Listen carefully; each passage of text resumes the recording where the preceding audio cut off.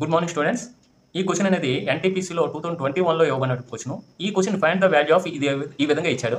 ఈ విధంగా ఇచ్చిన తర్వాత మనం ఏం చేస్తే ఈ క్వశ్చన్ ఆన్సర్ చేయగలుగుతామంటే ఫస్ట్ న్యూమరేటర్లో ఉన్నదానికి డినామినేటర్లో ఉన్నదానికి ఏమైనా చేంజెస్ ఉన్నాయా? ఉంది. ఏంటిది? ఇక్కడ 0.01 ఉంది. అంటే 2 డెసిమల్స్ తర్వాత పాయింట్ ఉంది. ఇక్కడేమో 3 డెసిమల్స్ తర్వాత. ఇక్కడ 2 డెసిమల్స్ తర్వాత ఇక్కడ 3 డెసిమల్స్ తర్వాత.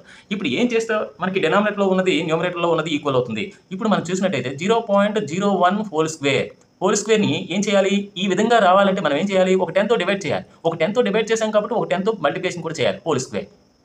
ఇప్పుడు ఏమొచ్చింది మనకి? ఇది 10 స్క్వేర్, ఇదేమో 0. ఇది ఈ వాల్యూ అనేది 0.01/10 అంటే 0.001 అనమాట హోల్ స్క్వేర్. అంటే ఇప్పుడు దీన్ని కూడా అదే విధంగా చేంజ్ చేసాం అనుకోండి.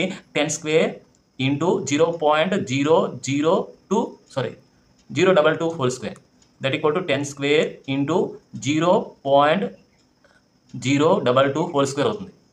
ఈ న్యూమరేటర్లో ఉన్న దాన్ని చేంజ్ చేస్తే అదేవిధంగా దీనికి థర్డ్ వన్ థర్డ్ వన్ కూడా చేంజ్ చేసాం అనుకోండి. 10 స్క్వేర్ ఇంటూ 0.0333 హోల్ స్క్వేర్ వస్తుంది. మరి అదేవిధంగా ఫోర్త్ వన్ కూడా చేంజ్ చేసాం అనుకోండి. 10 స్క్వేర్ ఇంటూ 0.44 వస్తాయి.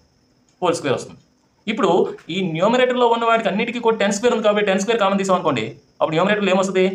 0.001 whole square plus 0.022 whole square plus 0.0333 whole square plus 0.0444 whole square, ఇంకో 4 కూడా ఉంటుంది whole square whole by same డినామినేటర్లో కూడా సేమ్ వస్తుంది. 0.001 whole square plus 0.022 whole square plus 0.0333 whole square plus 0.04444 whole square. ఇప్పుడు ఈ న్యూమరేటర్లో ఉన్న ఈ బ్రాకెట్లో ఉన్నది ఇది క్యాన్సిల్ అయిపోతుంది. దట్ ఈక్వల్ టు 10 స్క్వేర్ మిగులుతుంది. 10 స్క్వేర్ అంటే 100. Our answer is 100. ఈ విధంగా చేయాలి.